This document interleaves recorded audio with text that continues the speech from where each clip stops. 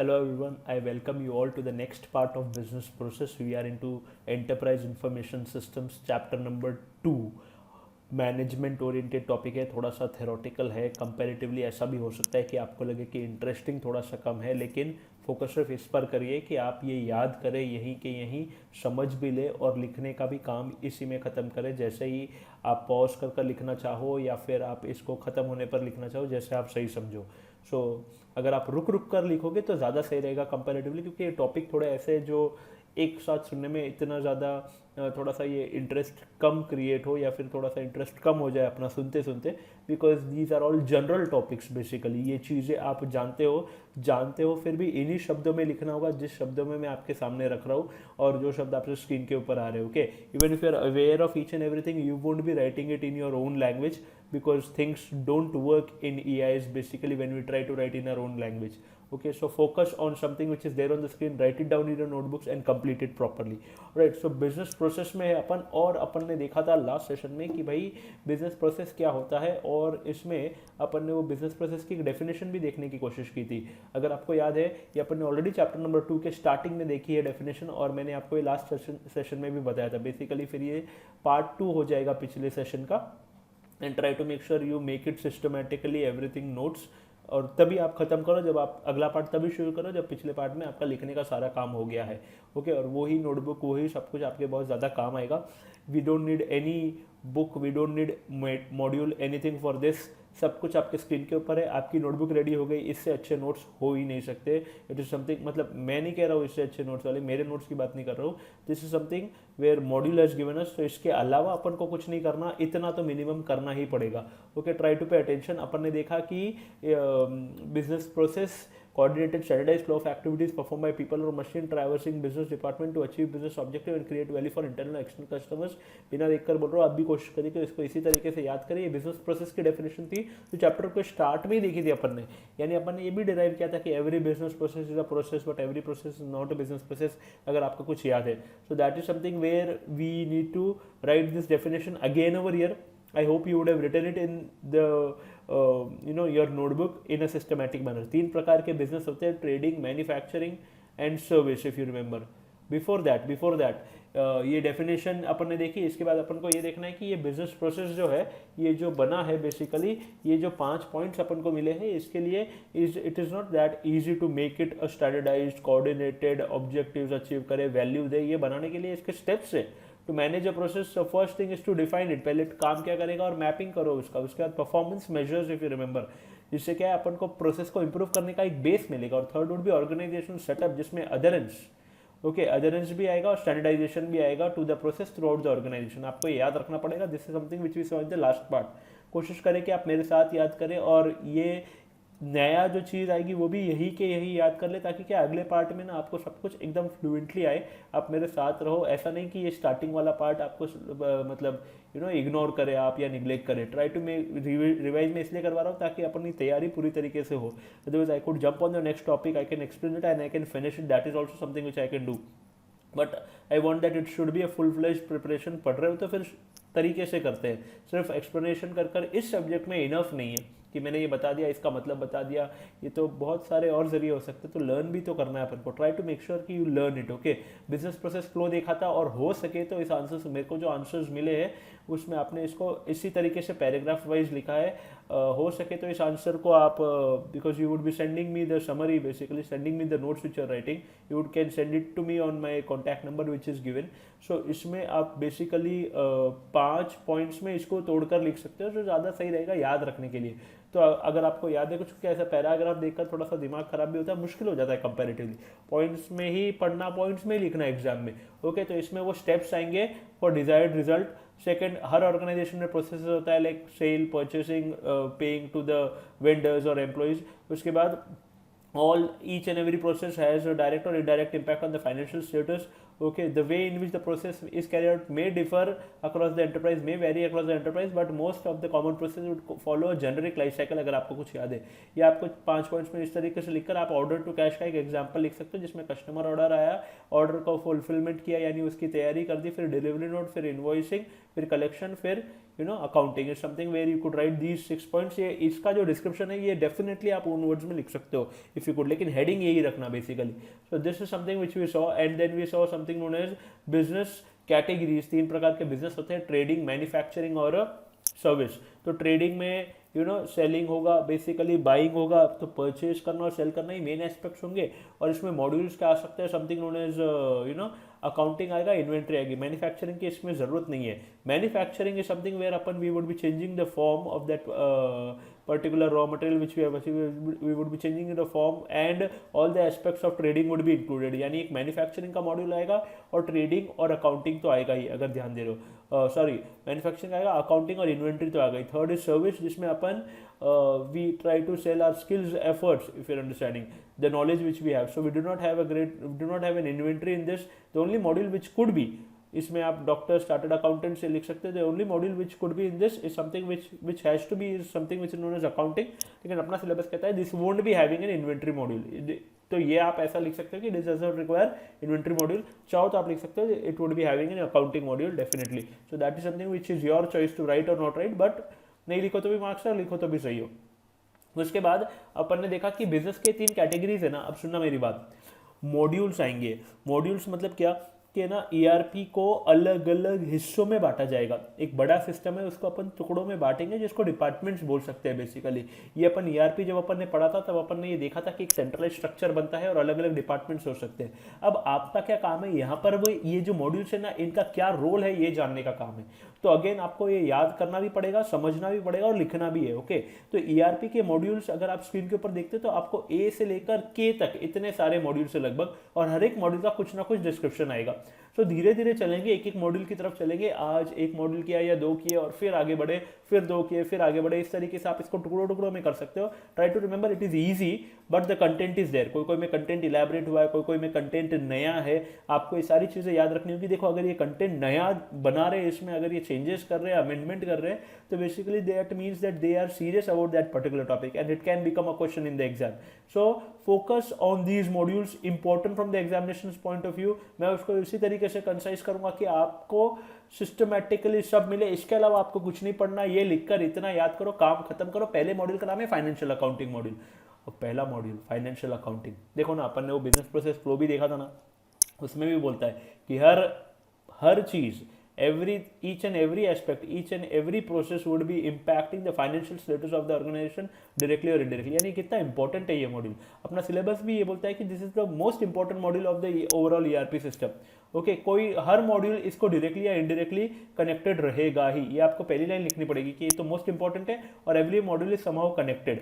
So financial module देखो, अगर आप स्क्रीन के ऊपर देख पा रहे हो, this module is the most important module. This module is the most important module of the overall ERP system, अगर आपको दिख रहा है कुछ स्क्रीन के ऊपर, and it connects all the modules to each other. Okay, every module is somehow connected to this module, ऐसा आप लिख सकते हैं। Every somehow connected with financial, with module के इधर आप लिख सकते हैं with financial accounting module. So okay, तो यहाँ पर ये थोड़ा सा अंग्रेजी की थोड़ी सी गड़बड़ लग रही है, मॉड्यूल में भी ऐसे ही आपके, लेकिन every module is somehow connected with financial accounting module. ऐसा आप यहाँ पर सिर्फ विथ और मॉड्यूल के बीच में फाइनेंशियल अकाउंटिंग इंक्लूड कर सकते हो। तो ये कोई नई बात नहीं हुई, बात नई नहीं है, लेकिन बात अपन को ये याद रखनी पड़ेगी। This module is a very important module of the overall and every module is somehow connected with the financial accounting module. तो इसके कुछ की फीचर्स है, अपना सिलेबस कहता है कि ये अपन को क्या करेगा, ये अपन को ऑर्गेनाइजेशन में जो भी रोकड़े संबंधी, पैसा संबंधी काम है, चीज़ें खरीदना या चीज़ें बेचने से लेकर ये पूरा ट्रैक करने में अपन को मदद करेगा। सारी इन्फॉर्मेशन को अपन को इंटीग्रेट कर दे सकता है, सारे पैसे रिलेटेड इन्फॉर्मेशन को, और एक ऑर्गेनाइजेशन को डिसीजन लेने में मदद कर सकता है। डिटरमाइन कर सकता है कि अपन का काम किस तरीके से हुआ है, बजट से कंपेयर करने में मदद कर सकता है, फोरकास्ट करने में मदद कर सकता है कि how we can go ahead if understand. यानी basically it helps us to tracking all the financial activities and integrating all the information for decision making. So सारे फाइनेंशियल एक्टिविटीज ट्रैक करने में ये यूज होगा और सारी इन्फॉर्मेशन को integrate कर अपन डिसीजन ले सकते हैं, ऐसा अपना सिलेबस कहता है। इसमें कुछ इलैबोरेट नहीं करना, कुछ इसमें आंकड़ों में, नंबर्स में कुछ भी नहीं लिखना। आपको एक जनरल बात ध्यान में रखनी कि tracking all the financial activities and integrating all the information to make decision for strategic decision making. यानी tracking all the financial activities and integrating all the information for effective strategic decision making, ऐसा आपको ध्यान में रखना होगा, ये पहला feature बोलता है इसमें। ओके, इसके बाद एक और फीचर आप लिख सकते हो जिसमें आया है, ये सारी अकाउंटिंग करता है बेसिकली, यू नो किस चीज़ का कितना, you know the cost and everything is fed into the system, आपका कितना खर्चे से लेकर कितनी कमाई से लेकर everything, the assets, the profit, the loss, everything is there. So एक जनरल टर्म आप इसके बाद लिखोगे, ये फर्स्ट फीचर है, ये सेकंड फीचर में यहाँ पर लिखा हुआ नहीं है, वो यहाँ पर मिस हो गया।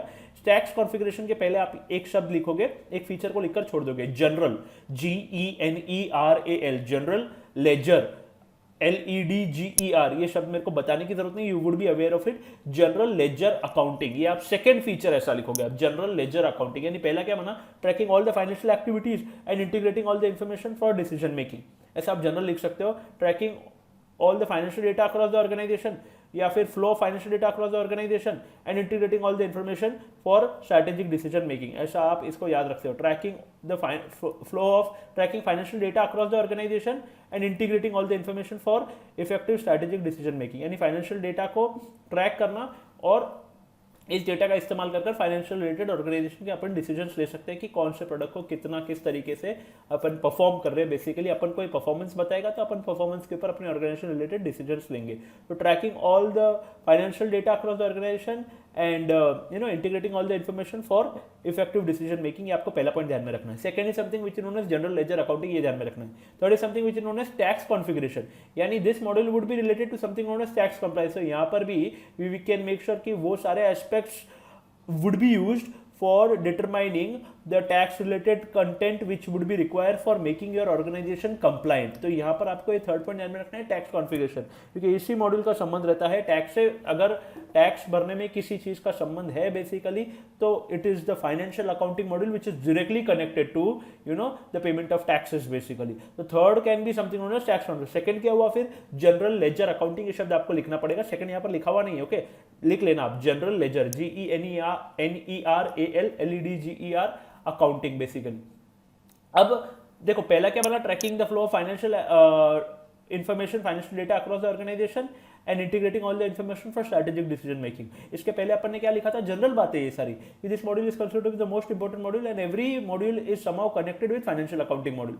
ओके, तो ऐसा आप इसको दो लाइनों में लिख लेना अपने शब्दों में कि एक तो ये सबसे important and every module connected ये, और फिर द फीचर्स आर, फीचर्स में पहला कि tracking the financial data throughout the organisation, एक पहले में ये भी आएगा कि integrating all the information for strategic decision making, ये हो गया पहले में अगर आप ध्यान दे रहे हो। सेकंड में tax general ledger accounting, third में टैक्स कॉन्फ़िगरेशन, फोर्थ में आप ये ध्यान में रख सकते हो अकाउंट पेएबल, और फिफ्थ में अकाउंट रिसीवेबल। अकाउंट पेएबल आप मतलब तो आसानी से खुद जानते होंगे कि अगर अपन को वेंडर को पे करना है तो account payable is something where we would be paying to the vendors. तो इसमें बेसिकली क्या क्रिएट होगा, सिस्टम में थोड़ा सा लॉजिक क्रिएट करने की कोशिश की है। इसमें क्या गया है कि अगर अपन को वेंडर्स को पेमेंट करना है तो बेसिकली वी रिक्वायर वेंडर का master data to whom we would be, it can be his bank details, it could be his account groups, यानी कहने वाले कि कौन से प्रकार का वेंडर है ये, उसको क्लासिफाई करना बेसिकली, और क्या पेमेंट टर्म्स हो सकते हैं, ये आप उस वेंडर रिलेटेड जानकारी उस वेंडर मास्टर में लिखोगे। वेंडर मास्टर में it would be vendor specific information which would be there. तो अगर अकाउंट पेएबल वेंडर को पे करना है तो अकाउंट रिसीवेबल कस्टमर से हासिल करना है,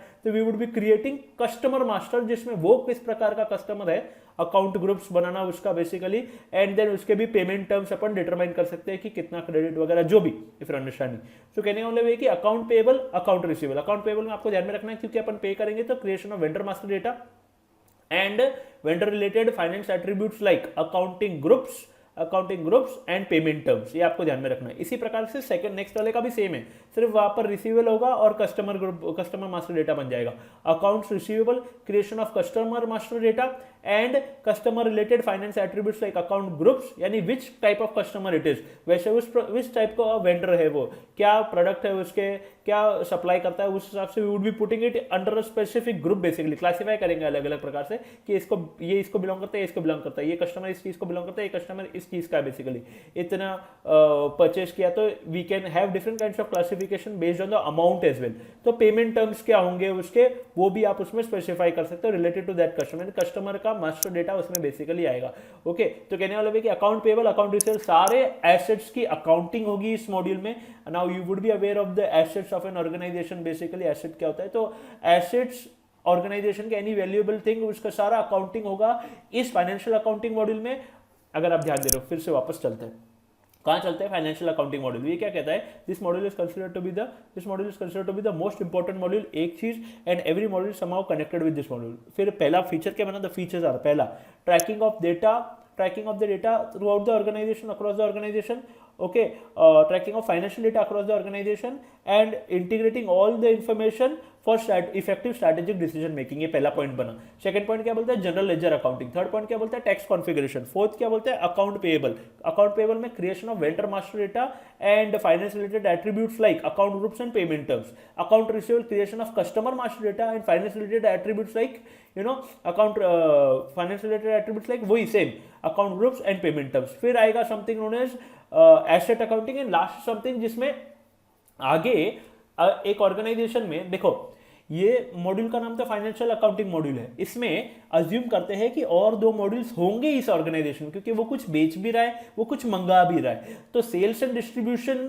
इज समथिंग, वहां पर वो मॉड्यूल जिसमें अपन चीजें बेचेंगे बेसिकली। तो सेल्स एंड डिस्ट्रीब्यूशन मॉड्यूल से इसका इंटीग्रेशन रहेगा क्या, हाँ रहेगा, क्योंकि अपन है ना चीजें बेच रहे, तो उसका जो फाइनेंस है, उसका जो रोकड़ा आएगा वो आप इसमें एंटर करोगे, इफ यूर अंडरस्टैंडिंग। तो sales and distribution is like selling of particular product और service to the customer and receiving the amount, it would be fed into the financial accounting module only. और फिर material management का मतलब होता है कि raw material का आना, तो रॉ मटेरियल के लिए अगर अपन को लाना है तो क्या पैसा देना पड़ेगा, और क्या अपन उसकी अकाउंटिंग भी करेंगे इसमें, बेसिकली यस, अपन पैसा देंगे। तो अपन उस मॉड्यूल को कहते हैं मटेरियल मैनेजमेंट, रॉ मटेरियल का आना बेसिकली। तो सीधा सीधी ये बात हो गई कि फाइनेंशियल अकाउंटिंग मॉड्यूल का मटेरियल मैनेजमेंट से भी संबंध है, ओके, और आगे बेचना यानी सेल्स डिस्ट्रीब्यूशन से भी संबंध रहेगा।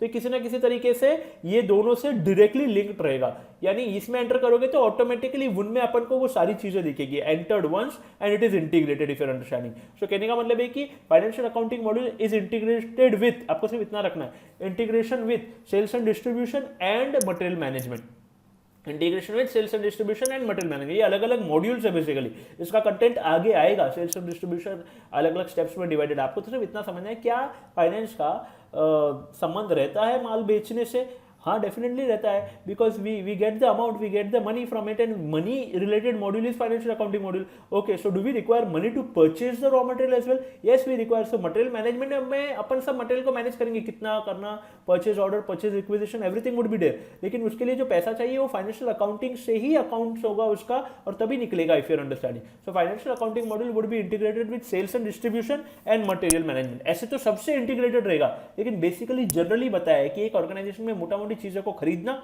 चीजों की अकाउंटिंग करना, चीजों को बेचना, खरीदना और बेचना, ये डायरेक्टली फाइनेंस से संबंधित है। इसके अंदर बहुत सारे मॉड्यूल्स, इसके अंदर बहुत सारा काम, इसके अंदर बहुत सारे प्रोसेसेस हो सकते हैं, लेकिन this complete something known as your financial accounting module. आपको ऐसा का ऐसा लिखना है, ओके। यानी अपन को क्या लिखना है, अगर आप मेरे पास ही देखो तो पहला, अगर आप थोड़ा सा याद करने की कोशिश करो, अपन दोनों करते हैं याद, देखना इधर।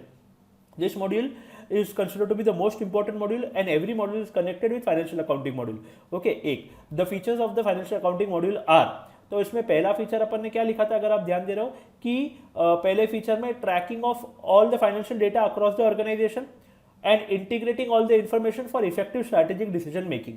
जनरल बात है, tracking of financial data and integrating the information. क्यों इंटीग्रेट क्यों करना, डिसीजन लेने के लिए, ताकि अपन को पता चले कि अपन किस तरीके से परफॉर्म कर रहे हैं, और उन नंबर्स को देखकर, इंटीग्रेट कर परफॉर्मेंस को देखकर अपन डिसीजन ले सके। ये पहला पॉइंट बना, ओके। एक तो ट्रैक करना कि किस तरीके टुकड़ों टुकड़ों में, और एक इंटीग्रेट करना ताकि डिसीजन ले सके। ट्रैक करना मॉनिटरिंग के लिए किस तरीके से काम चल रहा है, और इंटीग्रेट करना ताकि we can take a decision कि अपन ने किस तरीके से परफॉर्मेंस किया, ये प्रोडक्ट किस तरीके से परफॉर्म कर रहा है, और अपन किस तरीके के डिसीजन ले सकते हैं। So integration is basically decision oriented, tracking just for monitoring, ये मॉनिटरिंग आपको लिखना नहीं है। तो tracking of financial data across the organisation and integrating all the information for strategic decision making.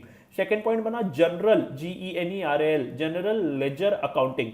Third point बना टैक्स कॉन्फ़िगरेशन। फोर्थ पॉइंट बना account payable. Account payable का मतलब, अकाउंट पेएबल्स का मतलब क्रिएशन ऑफ, इसमें अपन वेंडर का master data बनाएंगे, जिसमें अपन फाइनेंस रिलेटेड कुछ एट्रीब्यूट्स लिख सकते हैं कि ये कौन से ग्रुप को बिलोंग करता है, अकाउंट ग्रुप्स बेसिकली, और इसके पेमेंट टर्म्स। उसी प्रकार से अकाउंट रिसीवेबल आएगा तो उसमें creation of customer master data होगा, फाइनेंस रिलेटेड एट्रीब्यूट्स, यानी ये कौन से ग्रुप को बिलोंग करता है, और इसके payment terms. Then we would be having something known as asset accounting. Accounting of all the assets would be done, okay, all the valuables of the organization would be done over here only in this module, and it would be integrated with sales and distribution and material management module, अगर आप ध्यान दे रहे हो। So this is something which is known as financial accounting module। अपन थोड़ा सा आगे बढ़ेंगे तो फाइनेंशियल एंड अकाउंटिंग मॉड्यूल के बाद अगला जो अपना मॉड्यूल है उसका नाम है कंट्रोलिंग मॉड्यूल। सुनना, controlling module, financial accounting module I hope आपको याद है। आप चाहो तो यहाँ पर फाइनेंशियल अकाउंटिंग मॉड्यूल के बारे में लिख कर and then you can move towards this, that would be a better solution comparatively. भाई कंट्रोलिंग मॉड्यूल, कंट्रोल करना है। क्या कंट्रोल करना है? यहाँ पर अपन ERP की बात कर रहे हैं, तो ERP की बात करें तो उसके संबंध में अपन को कुछ कंट्रोल करना होगा।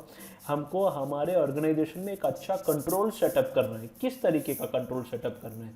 इस तरीके का कंट्रोल कि अपनी ऑर्गेनाइजेशन अच्छे से काम करे। अच्छा, तो अच्छे से काम करे, इसमें किन चीज़ों को पर अपन कंट्रोल करें तो it could be considered as the organisation is performing well, organisation is performing in an optimum manner. तो दो चीज़ें सुनना ध्यान से, अपन को दो चीज़ों के ऊपर कंट्रोल करना है, दो चीज़ों के ऊपर ध्यान देना है। एक, अपन को कॉस्ट कम से कम करना है, एक अपन को रेवेन्यू ज़्यादा से ज़्यादा बढ़ाना है। इफ यू अंडरस्टैंडिंग, तो ये तो एक जनरल बात हो गई कि है ना, it would be focusing on cost and revenue elements basically.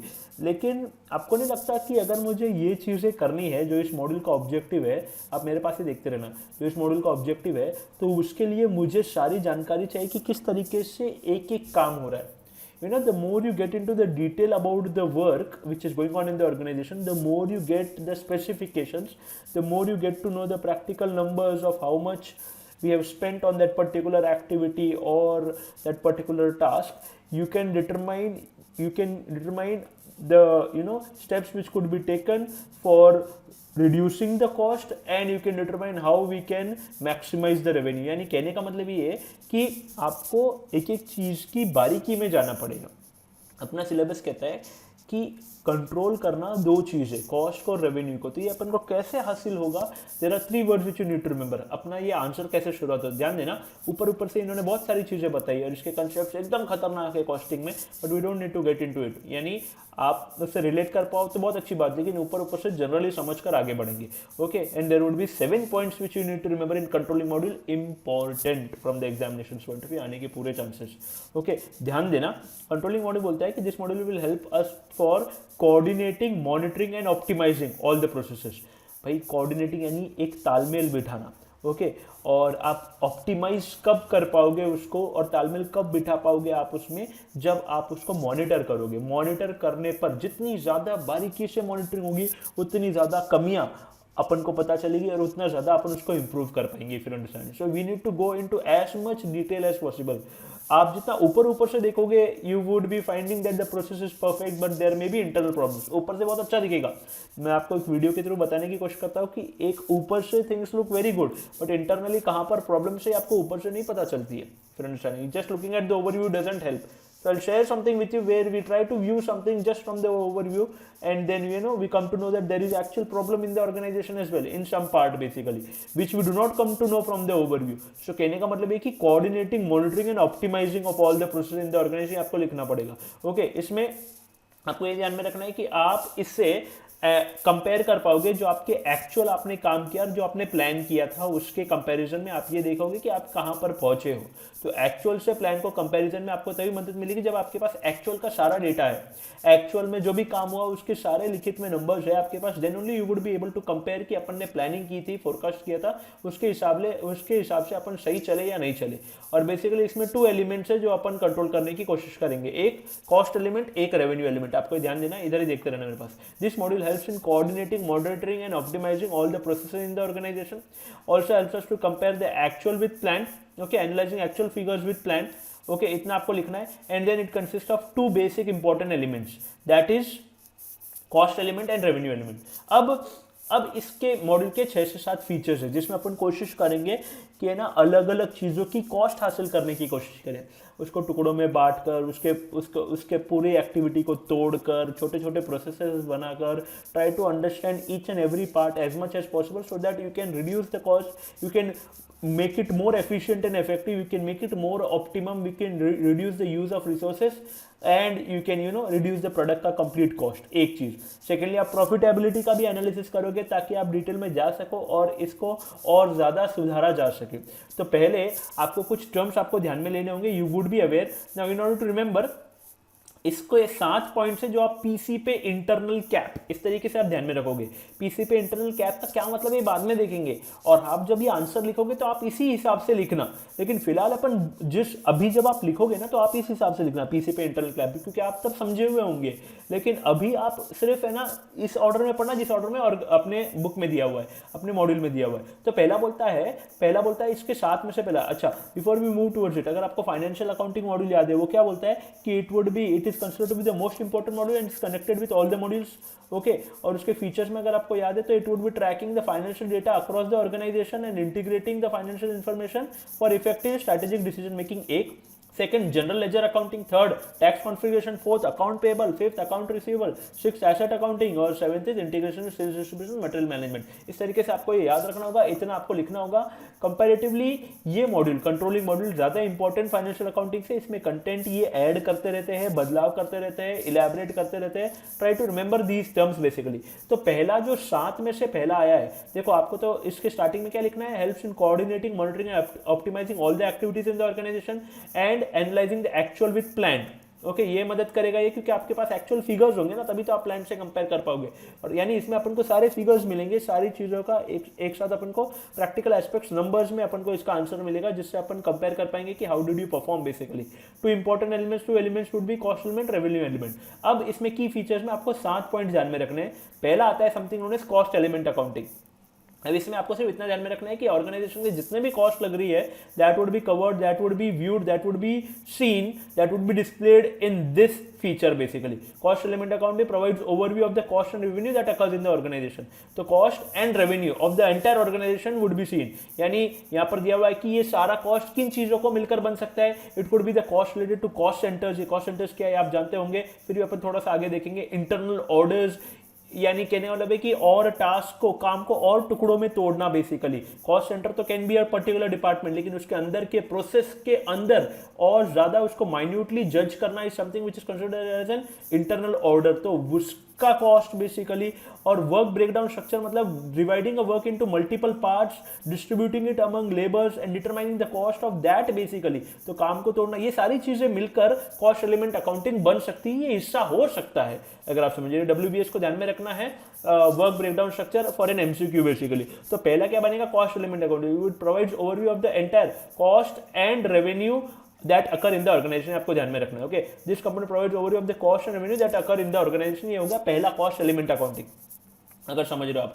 Second बोलता है कॉस्ट सेंटर अकाउंटिंग। पहला तो हो गया कॉस्ट एलिमेंट, इसमें उन्होंने बोला कि ओवरव्यू पूरे का। कॉस्ट सेंटर में इसमें बोला है कि कॉस्ट कितना लग रहा है बिजनेस का, इसके ऊपर अपन ध्यान देंगे। इसमें अपन कॉस्ट सेंटर बना सकते हैं। कॉस्ट सेंटर का मतलब क्या, it can be considered as an department. तो this provides information cost incurred in the business and we can create cost centres as the manufacturing, human resource, अलग अलग मॉड्यूल्स के नाम लिख सकते हो एटसेट्रा लिखकर। इससे अलग अलग कॉस्ट सेंटर बनाने का फायदा ये है कि एक एक चीज के ऊपर मैं बारीकी से उस कॉस्ट सेंटर पर ध्यान रख पाऊंगा। उसके लिए मैं टारगेट सेट कर सकता हूं, उसके लिए मैं बजट सेट कर सकता हूं, उसका परफॉर्मेंस में देख सकता हूं। तो ओवरऑल अगर ऑर्गेनाइजेशन सही से भी परफॉर्म करे, but I get more information when I get to know the detailed part, when I am able to distribute it into multiple parts, and then only I could get to see the important information। एक छोटी सी चीज देखते हैं, देखो एक video बताने की कोशिश करता हूं, ध्यान देना। की फीचर्स में पहला क्या था, cost element accounting. Second is something which is known as cost centre accounting basically.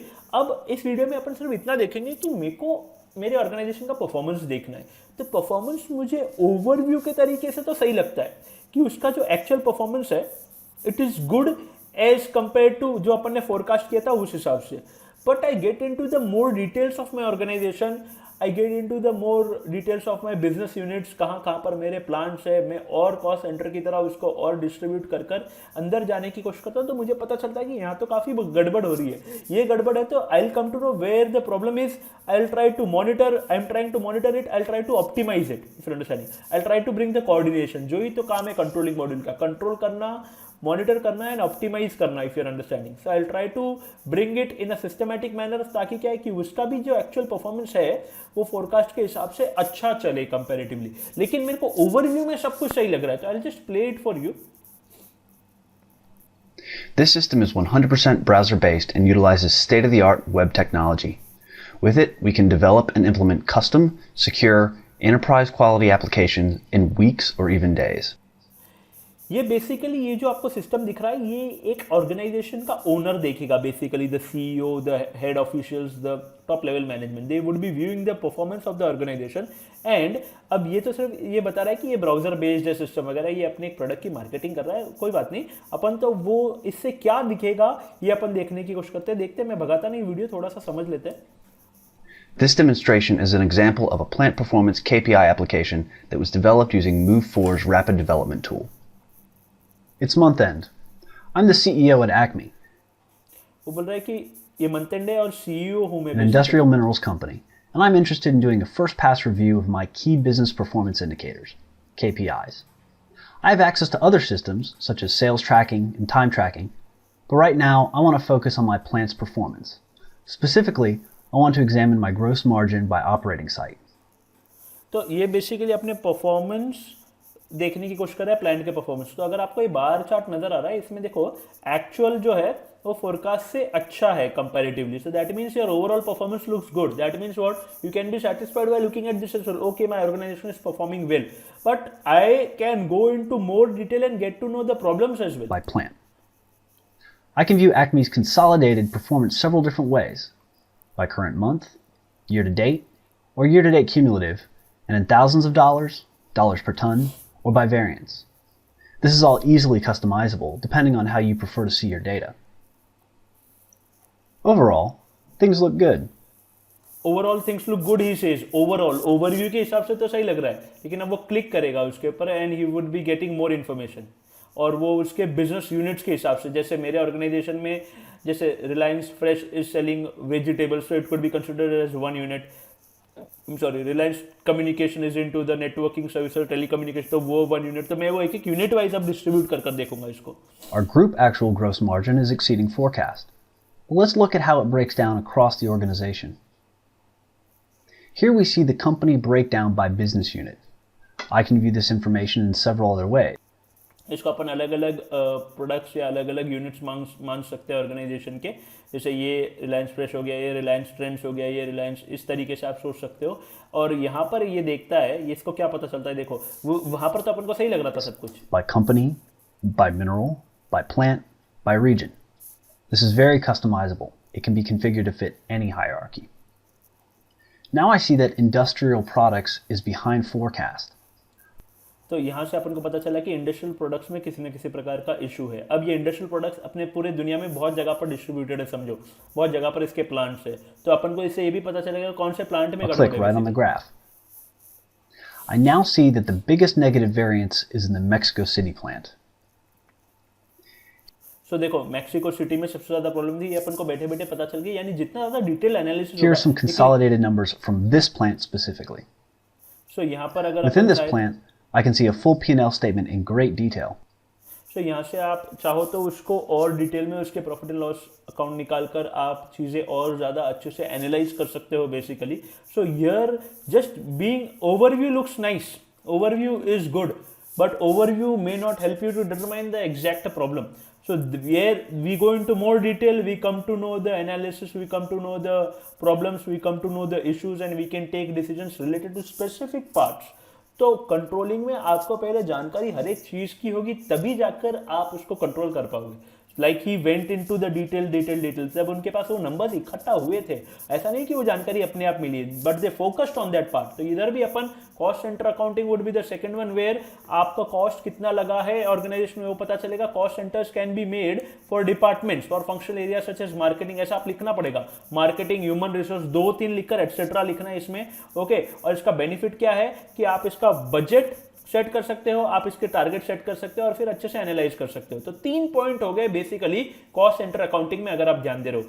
पहला, कॉस्ट सेंटर अकाउंटिंग में 3 पॉइंट्स हो गए. ओके, यानी पीसी पे इंटरनल कैप ये बाद में देखेंगे अपन, लेकिन कंट्रोलिंग मॉड्यूल में क्या बना, ये कोऑर्डिनेट करने के लिए, मॉनिटरिंग करने के लिए, ऑप्टिमाइज करने के लिए यूज होता है आपके प्रोसेसेस को. ओके, और एक्चुअल फिगर्स को अपन कंपेयर कर सकते हैं प्लान से, जैसा उस वीडियो में भी किया.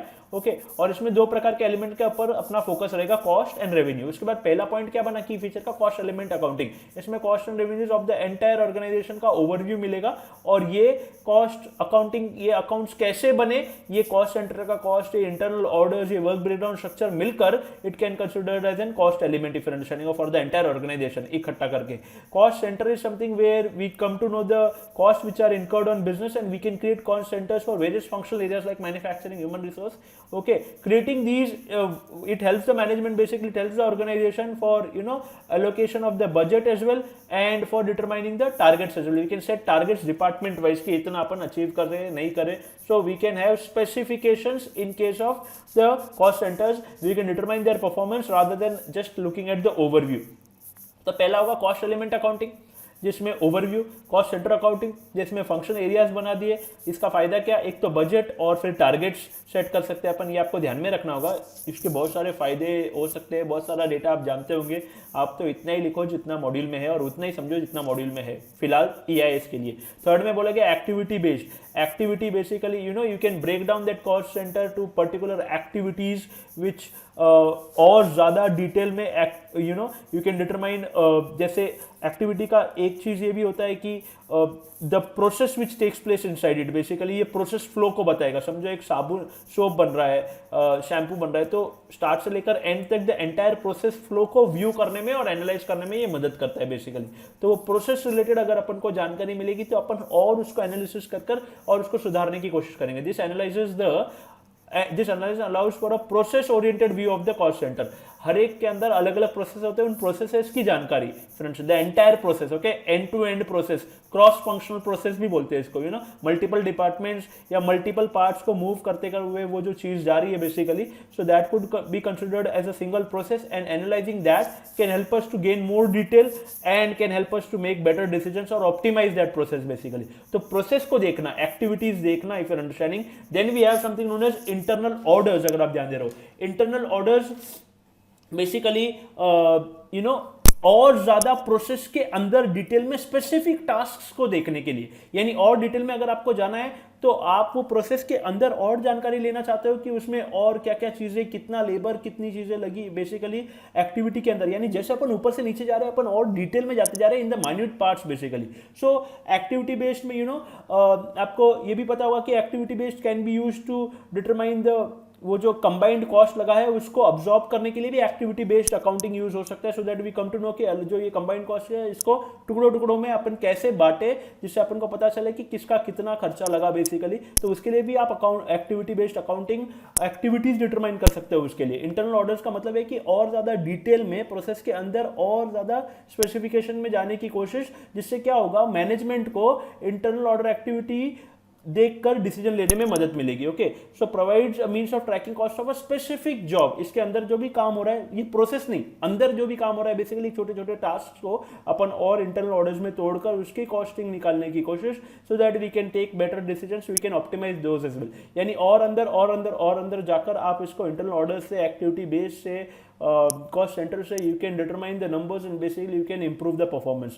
तो 3-4 चीजें कौन सी बनी, एक तो बना कॉस्ट एलिमेंट अकाउंटिंग, एक बना cost centre accounting. Cost element accounting में overview of the cost and revenue and this accounting can include इसमें आप क्या लिख सकते हो, cost centres, you can write work breakdown structure, you can write internal orders, okay, can be assigned R, accounts can be, examples can be cost centers, internal orders, work breakdown structure, ऐसा आप लिख सकते हो. उसके बाद cost center accounting आएगा जिसमें it would be accounting of the cost of the for the business basically, and then cost centers can be created for the branches or the functional areas, and basically आप 2 से 3 functional areas के नाम लिखकर etcetera लिख सकते हो. इसका benefit क्या है, you can determine the budget and you can determine the targets which are to be set for these cost centres.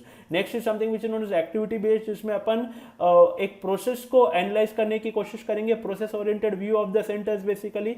And इसमें एक्टिविटी बेस्ड में वी कैन ऑल्सो, आप ये सब ध्यान में रखने के लिए ध्यान में रख सकते हो कि कंबाइंड कॉस्ट को किस तरीके से ऑब्जर्व करना है. इसके लिए भी एक्टिविटी बेस्ड अकाउंटिंग यूज हो सकता है, लेकिन लिखना आपको इतना ही है कि allows for process oriented view of the cost centres basically. उसके बाद internal orders would be helping us to gain more detail about activities or the processes going into specific tasks and can give you minute information about what a process is undergoing through, what are the things which undergo in a process, gaining more information out of it and taking better. जितना ज़्यादा minute जैसे अपन वो video में टुकड़ा टुकड़ा में अंदर अंदर गए, अपन को और जानकारी मिली, इसी प्रकार से इंटरनल ऑर्डर अपन को और जानकारी देगा उस प्रोसेस के बारे में ताकि अपने डिसीजंस सुधर सके. So these would be the 4 things which you need to remember. There are 7 things. Okay, PC पे इंटरनल कैप तो है ही, लेकिन आपको और 3 चीजें ध्यान में रखनी होगी. Controlling module is consider to be important. इसको समझने के पहले एक बार वापस थोड़ा सा अपन रिवाइज करते हैं क्या 4 चीजें थी कंट्रोलिंग के की फीचर्स में. पहला cost element accounting, second cost centre,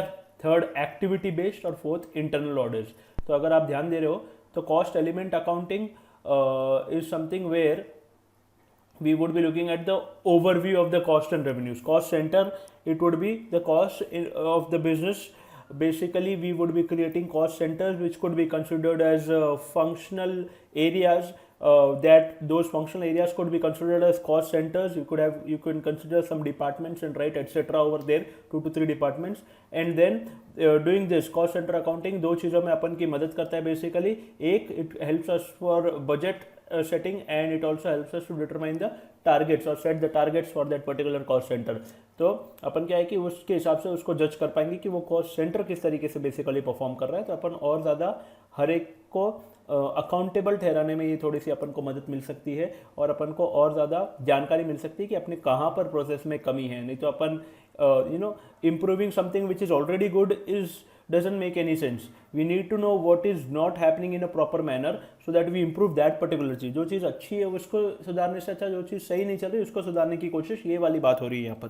तो cost element accounting, cost centre accounting, activity based accounting, इसमें बेसिकली जो कॉस्ट सेंटर है उसकी जो प्रोसेस है उसको एनालाइज करना, उस प्रोसेस के व्यू से देखने की कोशिश करना और उस प्रोसेस में जो कॉस्ट लग रहा है उस हिसाब से अपन वो आंकड़े निकालने की कोशिश करना so that we can determine how we can improve that as well.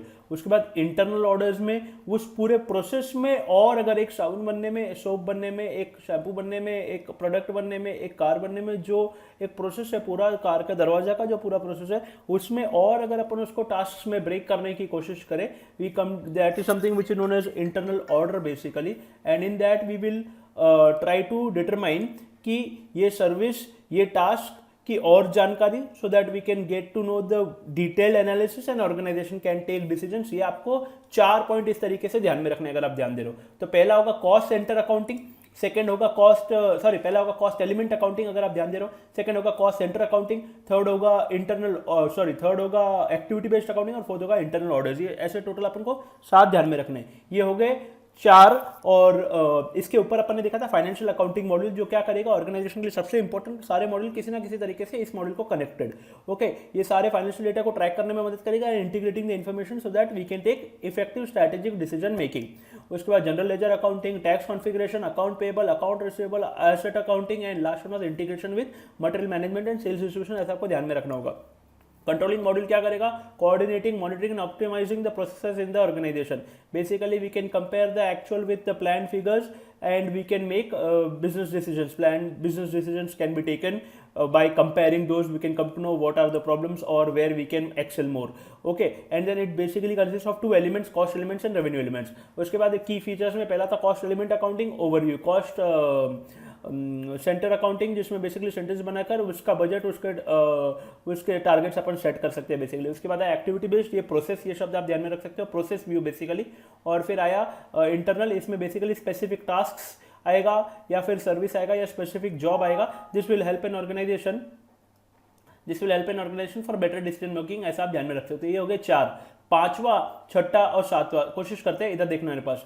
5th one is something which is known as product cost controlling. This feature will help us to determine कि एक प्रोडक्ट या service देने में कितना अपना cost लगा है basically और कितना ऑप्टिमम प्राइस हो सकता है for that particular cost, for that particular product और सर्विस. उस प्रोडक्ट या सर्विस का ऑप्टिमम कितना प्राइस हो सकता है basically to give that product into the market में वो प्रोडक्ट अपन कितने में ला सकते हैं, that is something which this feature will help us to know. तो ये पूरा कॉस्ट कैलकुलेट करता है बेसिकली कि उस प्रोडक्ट या सर्विस देने में अपना कितना खर्चा आया, and it help us to determine how much would be an optimum value to market that product और सर्विस। इतना आपको ध्यान में रखना है। प्रोडक्ट कॉस्ट कंट्रोलिंग में बेसिकली बनाने में कितना खर्चा लगा और अपन कितना वो कोट कर सकते हैं, कितना वो मार्केट में अपन ला सकते हैं, which would be an optimum solution. इससे ज्यादा नहीं, इससे कम नहीं, which would be like win win situation for both the customers and the organisation. Basically this would be the feature which would be helping us product cost controlling. तो अगर आप ध्यान दे रहे हो प्रोडक्ट कॉस्ट कंट्रोलिंग में, it would be helping, this calculates the cost, this calculate the cost that occur during the manufacture of a product or provision of a service and allows the manager to make decisions on the optimal price to market their products. Okay, तो आपको क्या ध्यान में रखना है, this helps us to determine the cost of a particular product or service that occur during the manufacture of a particular product or service, and it helps us to take decisions regarding the optimal price to market that product। अगर ध्यान दे रहे हो तो ये हो गया product cost controlling, यानी इसमें determine how much did it cost you to manufacture that product और द सर्विस, और आपको ये मदद करेगा what could be the optimal price of that product और सर्विस। अगर ध्यान दे रहे हो तो उसके लिए डिसीजन लेने में मदद करेगा। ये होगा पांचवा प्रोडक्ट कॉस्ट कंट्रोलिंग। छठा इज प्रॉफिटेबिलिटी एनालिसिस। इसमें आपका ऑर्गेनाइजेशन की क्या प्रॉफिट की स्थिति है ये देखने में अपन को मदद करेगा बस, to review the information with respect to companies profit. इसके अलावा अपन को कुछ किस तरीके से अपनी ऑर्गेनाइजेशन परफॉर्म कर रही है, we could come to know with the help of profitability analysis, कौन से एरियाज अच्छी तरीके से परफॉर्म कर रहे हैं, किस में गड़बड़ है, किस में प्रॉफिट कम है, किस में प्रॉफिट ज्यादा है। प्रॉफिट रिलेटेड आप डिसीजंस लोगे कि किसके ऊपर आप you can consider which is the most important, most valuable, most crucial aspect of your entire organization। ये आप इसमें डिटरमाइन कर सकते हैं कि ये अपन को सबसे ज्यादा प्रॉफिट देता है, इसमें अपन किसी भी प्रकार का नुकसान अपन झेल नहीं सकते, इसके ऊपर फोकस रखो, that is something which you could focus. तो प्रॉफिटेबिलिटी एनालिसिस में लिखना सिर्फ इतना ही है कि आपका ऑर्गेनाइजेशन के प्रॉफिट रिलेटेड ये आपको जानकारी देगा, information with respect to companies profit. ये प्रॉफिटेबिलिटी तो ओवरव्यू जैसे हो गया। Last one is something which is profit centre accounting, जो आपके इंडिविजुअल सेगमेंट्स है, जो आपके इंडिपेंडेंट एरियाज है, जो आपने प्रॉफिट जो सेंटर्स बनाए बेसिकली, उसके रिलेटेड ही आपको प्रॉफिट सेंटर अकाउंटिंग आपको जानकारी देगा कि ये सेंटर किस तरीके से काम किया, ये सेंटर का क्या स्थिति रही, what is the profit, what is the situation of that particular centre which you have created specifically. So going into that individual parts, individual areas is something which is known as profit centre accounting. जैसे आपने देखने की कोशिश की in the video as well, where we went into the individual plant, where we went to the individual location, where we get to know the more information about those individual parts. The more we go into individual, the more we go deeper, the more we come to know about where the performance is lacking. Overview में तो सब कुछ सही लगेगा अगर आप समझ रहे हो। तो कुल मिलाकर आपको 7 चीजें ध्यान में रखनी है। एंड के जो 3 है वो 3 पी है बेसिकली, लेकिन अपन उसको याद रखेंगे पीसी पे इंटरनल कैप। फिर भी लास्ट के 3 क्या बने, एक तो प्रोडक्ट कॉस्ट कंट्रोलिंग, एक प्रॉफिटेबिलिटी एनालिसिस और एक प्रॉफिट सेंटर अकाउंटिंग। ओके, एक बना प्रोडक्ट कॉस्ट कंट्रोलिंग, एक प्रॉफिटेबिलिटी एनालिसिस, एक प्रोडक्ट सेंटर अकाउंटिंग। तो पहला देखो प्रॉफिटेबिलिटी एनालिसिस पूरे का बोला है, और product centre profit centre accounting यानी एक स्पेसिफिक इंडिविजुअल एरिया रिलेटेड। तो लास्ट के 3 क्या बने, वापस एक बार अगर आप ध्यान दे रहे हो तो product cost controlling, profitability analysis, profit centre accounting. तो profitability analysis, profit centre like similar, it is like overview, it is individual areas, or product cost में the amount of cost it charged you, the amount of cost which was there for manufacturing of the product or providing a service. Okay, tracking that entire cost would be ये calculate करने में मदद करेगा, the entire cost it would be calculating for the, and it would be also helping us to determine the optimal price to market that particular product। तो ये ऐसा कैसा आपको लिखना पड़ेगा इंटरनल कंटेंट। मैंने इसको शॉर्ट कर थोड़ा सा कंसाइज कर स्पेसिफिकली मॉड्यूल के हिसाब से रखा है, लेकिन पीसी पे इंटरनल कैप, पीसी पे इंटरनल कैप। तो पी से आप लिख सकते हो समथिंग फ्रॉम दीज, आप आपके हिसाब से पिकअप कर सकते हो, आपके हिसाब से जो आपको सही लगे। तो product cost controlling you can pick up from P. C से you could have cost element accounting, वापस पी से you could have profitability analysis, E से कुछ नहीं आएगा, आई से you can have something known as internal orders, C से वापस कॉस्ट सेंटर अकाउंटिंग आ सकता है, ए से एक्टिविटी बेस्ड अकाउंटिंग अगर आप ध्यान दे रहे हो, एंड लास्ट वन पी से you can have profit centre accounting. तो इस तरीके से 7 आपको ध्यान में रखने हैं। आप ऑर्डर इसमें चेंज कर सकते हो अगर आप इसको डायरेक्टली इस तरीके से याद रखो कि पहले देयर आर सी करके cost centre accounting, cost element accounting, activity based accounting, internal orders, और फिर 3 पीज आते हैं। सो इस तरीके से भी आप ध्यान में रख सकते हो, या फिर ये 7 के साथ आप अपने हिसाब से कोई टेक्निक बना सकते हो। बाकी पीसी पे इंटरनल कैप आप ध्यान में रखो तो it can be more easy as well. कुछ ICAI रिलेटेड भी आप अगर टेक्निक बनाना चाहो तो बना सकते हो in this. Okay, so we can try to make different techniques, but try to understand the content कि ये ही कंटेंट आपको इंटरनली लिखना होगा अगर आप ध्यान दे रहे हो। सो कुल मिलाकर अपन ने दो मॉड्यूल्स देखने की कोशिश की। पहला फाइनेंशियल अकाउंटिंग मॉड्यूल और दूसरा है something known as controlling module. This controlling module is something where बहुत सारे शब्द तो इन्होंने दे दिए बट एक्सप्लेनेशन ऊपर ऊपर से रखा है। तो try to remember the answer in any which ways you do. We need to know the 7 points. ये 6 मार्क्स का, 4 मार्क्स का, 3 मार्क्स का सवाल कैसे भी मोड़ा तोड़ा जा सकता है। Try to remember the 7 things which are there. PC पे इंटरनल कैप से आप ध्यान में रख सकते हो। पी से is something which could be something which is known as product cost controlling. C से हो सकता है कॉस्ट एलिमेंट अकाउंटिंग। पीसी पे पी वापस आया तो आप इसमें ध्यान में रख सकते हो प्रॉफिटेबिलिटी एनालिसिस। आई आया तो इंटरनल ऑर्डर्स। पीसी पे इंटरनल कैप। सी से वापस आप cost centre accounting.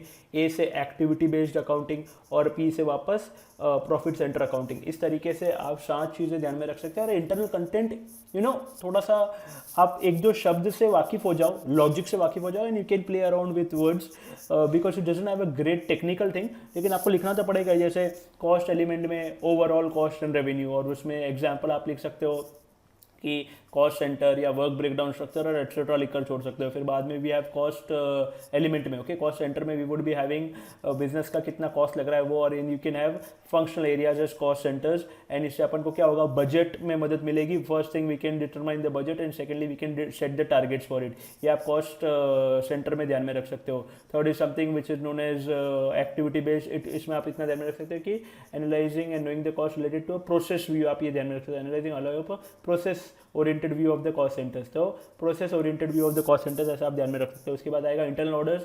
This consist of specific cost of specific tasks और सर्विसेज और जॉब्स बेसिकली। तो कॉस्ट इनका आप ध्यान में रखोगे which can help management to take better decisions. तो ये जो दो तीन शब्द है ना, उसके हिसाब से आपको ध्यान में रखना होगा। प्रोडक्ट कॉस्ट कंट्रोलिंग में आपको ये पता चलेगा कि how much calculate it helps to calculate the cost for manufacturing a product और service and optimum cost at which the product can be marketed, यानी मार्केट में उसको कितने में ला सकते हैं, ये इसका ऑप्टिमम प्राइस अपन को ये बताने में मदद कर सकता है, प्रोडक्ट कॉस्ट कंट्रोलिंग वाली चीज़। ओके, उसके बाद अपने पास है profitability analysis. It helps us to analyse the profit of the organisation में लिखकर खत्म कर सकते हैं। Profit centre, it helps to determine the profit और इवैल्यूएट और analyse the profit of individual areas of the organisation. ऐसा आप लिखकर ये 7 पॉइंट्स खत्म करोगे। फाइनेंशियल किसी भी तरीके से इतना लिखना, कंटेंट थोड़ा सा ज़्यादा दिख सकता है आपको मॉड्यूल में। Make sure you write it in this manner only, इतना ही प्रॉपरली याद करो।